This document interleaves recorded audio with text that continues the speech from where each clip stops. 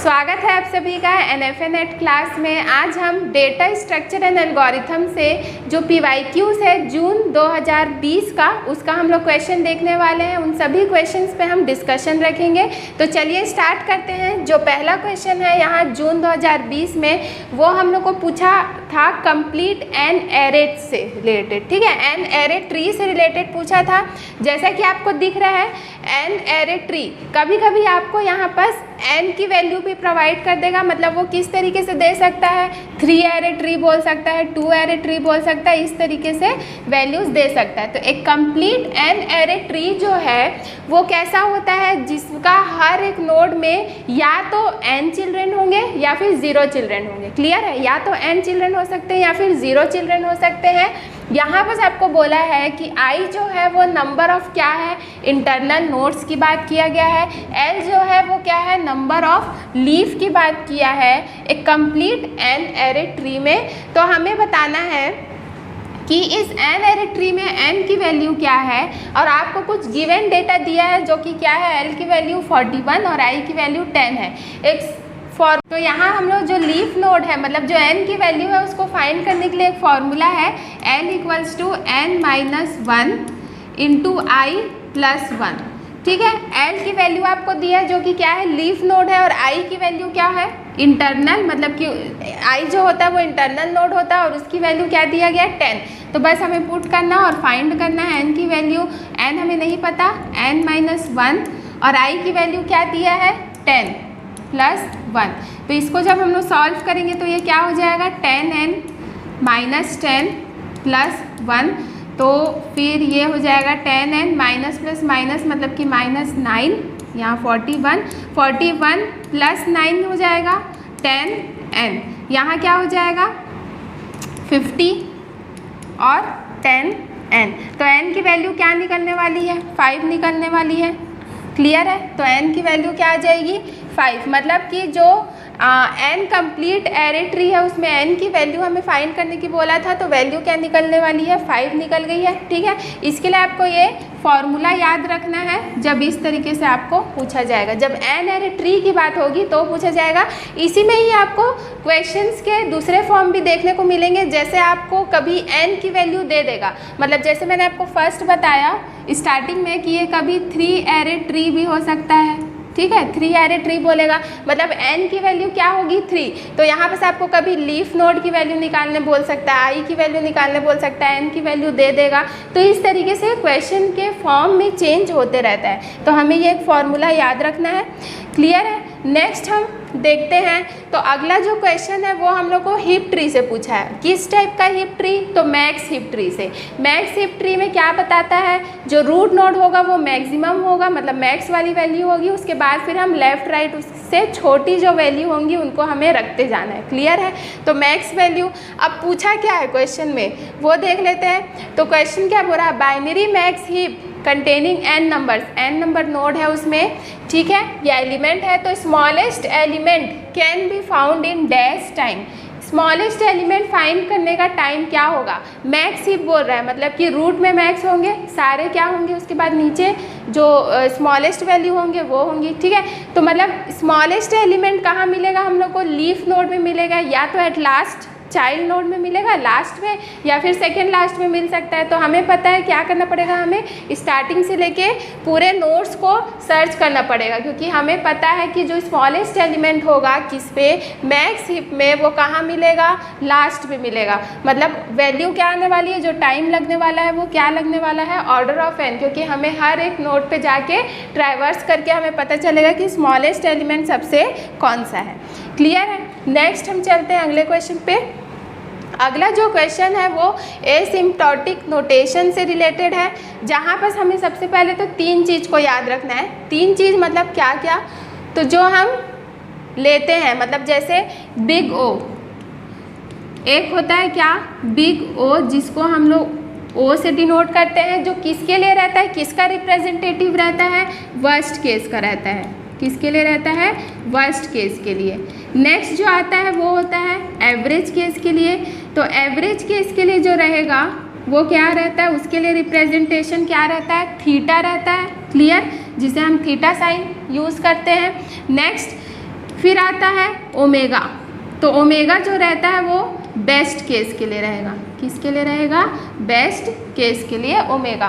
तो ये जो नोटेशन है वो हमें याद रखना है। अब हम लोग देखते हैं कि स्टेटमेंट हमें दिया गया है और कौन सा करेक्ट है उससे रिलेटेड पूछ रहा है। पहला statement, its worst case running time is big O of G of N and best case running time is omega of G of N।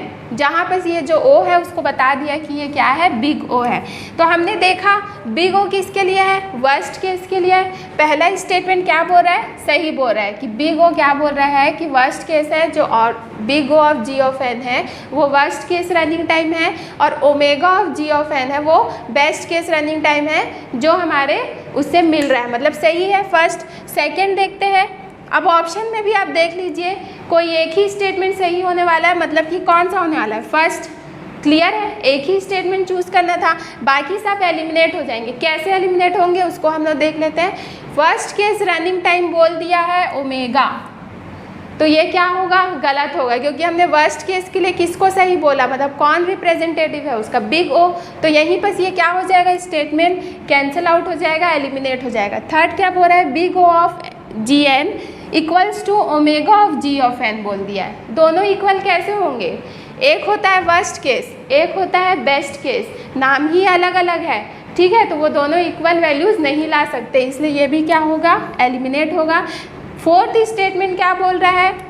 Intersection की बात कर रहा है। ये स्मॉल ओमेगा है, ठीक है, इसको हम स्मॉल ओमेगा बोलते हैं, ध्यान रखिएगा। ये बिग O है, दोनों का इंटरसेक्शन बोल रहा है, तो ऐसे में कुछ भी इंटरसेक्शन नहीं होता है, उसको हमें ध्यान रखना है। इन सभी चीज़ों में इंटरसेक्शन वैल्यू नहीं आती है, तो याद रखिएगा। तो ये भी क्या हो जाएगा? एलिमिनेट होगा। मतलब आंसर क्या आने वाला है? फर्स्ट ओनली, जहाँ पर आपको बता दिया गया है। क्लियर है? अगला क्वेश्चन देखते हैं। अगला जो क्वेश्चन है वो हम लोग को ग्राफ से रिलेटेड दिया है। ग्राफ से रिलेटेड बोल रहा है कि एक जी जो है वो सिंपल अनडायरेक्टेड ग्राफ है, जिसमें जो TD है वो किस लिए रिप्रेजेंट कर रहा है? रिप्रेजेंटेटिव है किसका?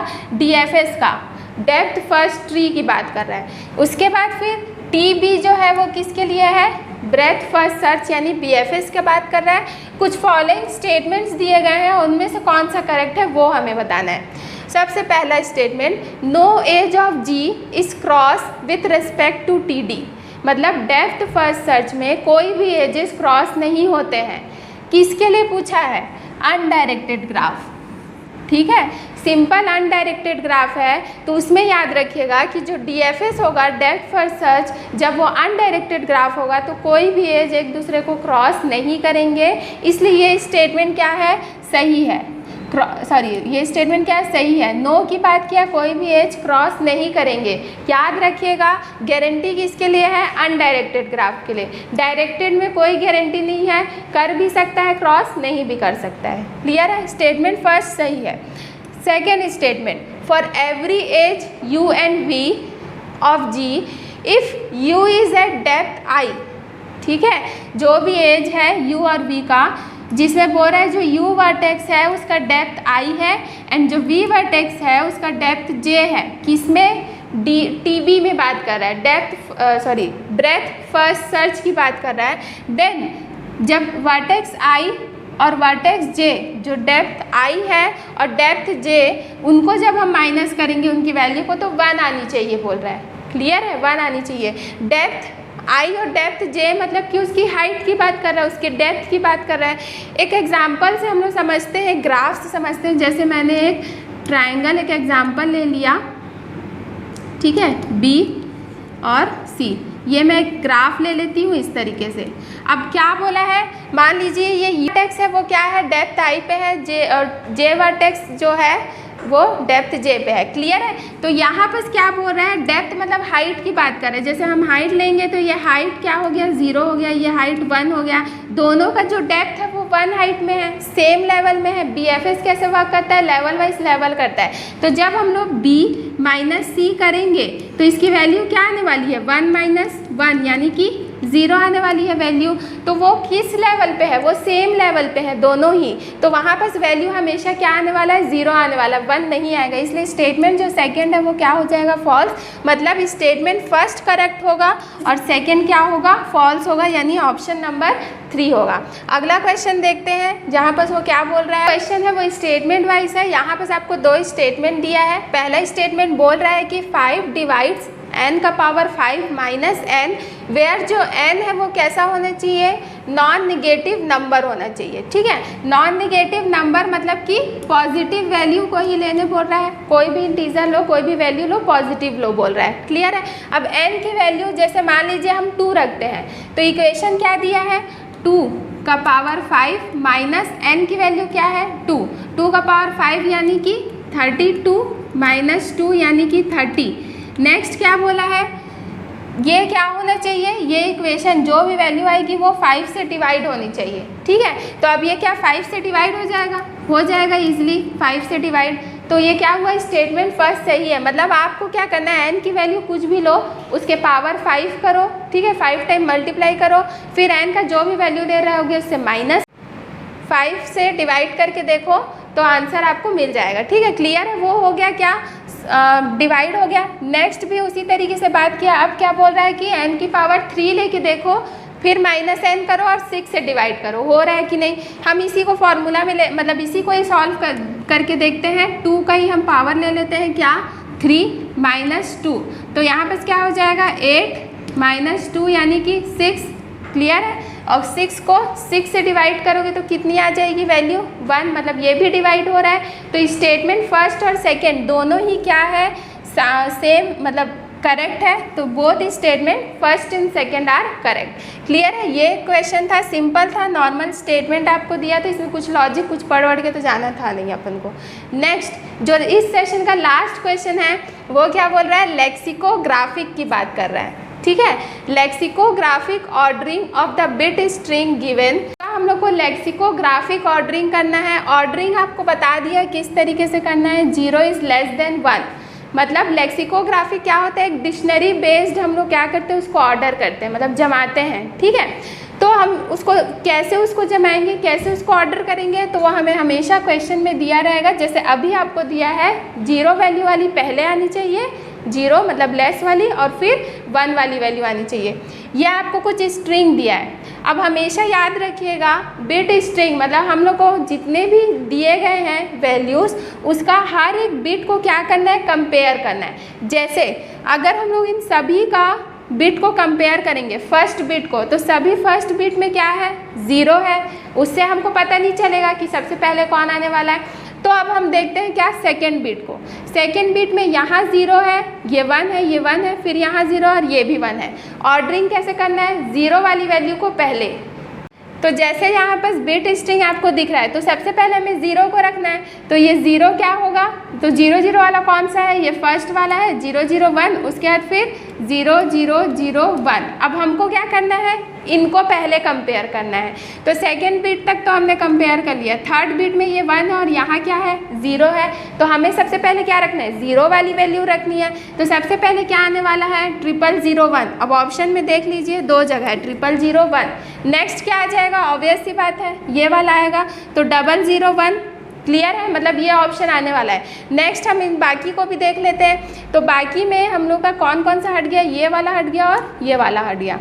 ठीक है, अब यहाँ सेकेंड बिट में तीनों में क्या है, 1 है। मतलब हम थर्ड बिट को चेक करते हैं, कंपेयर करते हैं। यहाँ 0 है, यहाँ 1 है, यहाँ 0 है।